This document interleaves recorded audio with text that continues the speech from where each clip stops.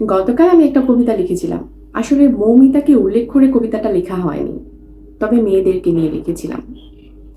কবিতাটা আমি আপনাদেরকে আবার শোনাই।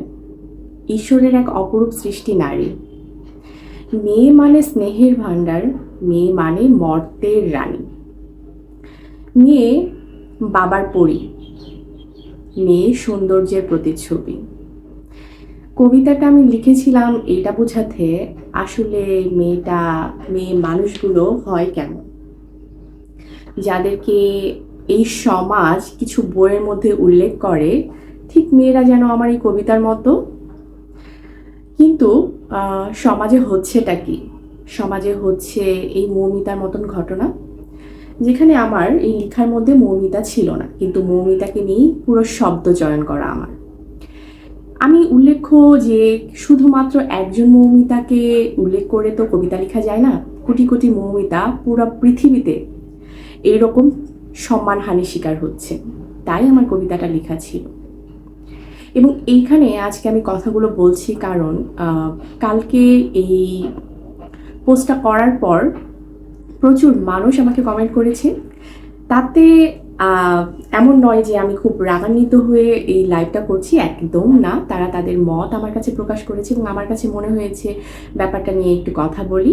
সেটা হচ্ছে এমন যে অনেক মেয়েরা এক নয়, কিন্তু আমি কিন্তু এখানে স্পষ্টতই বলেছি সব নারীদের কথা, সব নারীদের কথা। যাদের কথা বলে আপনারা বলছেন অনেক মেয়েরা এক নয়, তাদের কথা। এবং যারা আপনারা বলেন যে ভালো, খুব নম্র ভদ্র, তাদের কথাও।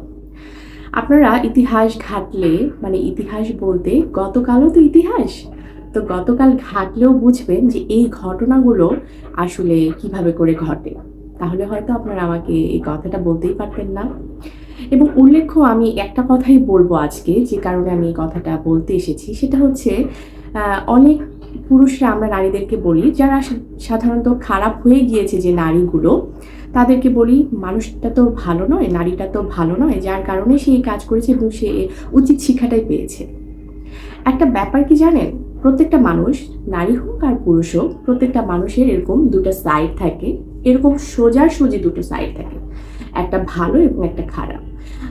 এখন সমাজে কেউ যদি তাকে ভালোটার মধ্যে এরকম ধাক্কা মেরে সরিয়ে দেয়, আলটিমেটলি এই দুটা তো সমান। যখন ও ধাক্কা খেলে তখন কিন্তু ও সরে আসবে এবং এই খারাপ জিনিসটা কিন্তু সামনে চলে আসে। এবং এইটাই আমাদের প্রত্যেকটা মানুষের ক্ষেত্রেই ঘটে, সে নারী হোক অথবা পুরুষ হোক। যাদেরকে আমরা তথাকথিত খারাপ বলি, তারাও এই ধাক্কাটা খেয়ে যখন পিছনে তার ভালো জিনিসটা চলে যায় না, সামনে তার খারাপটা চলে আসে।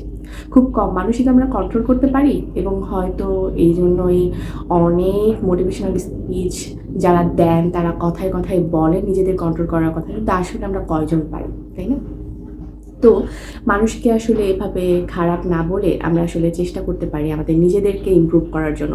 আমি নিজে ইমপ্রুভড যদি হই, আপনি যদি হন, আসলে সমাজটা পরিবর্তিত হবে। এভাবে করে আসলে কাউকে খারাপ দাবি করাটা মোটেও ভালো কিছু না। আপনারা সবাই ভালো থাকবেন, আপনাদের নিজেদের যত্ন নেবেন। আল্লাহ হাফেজ।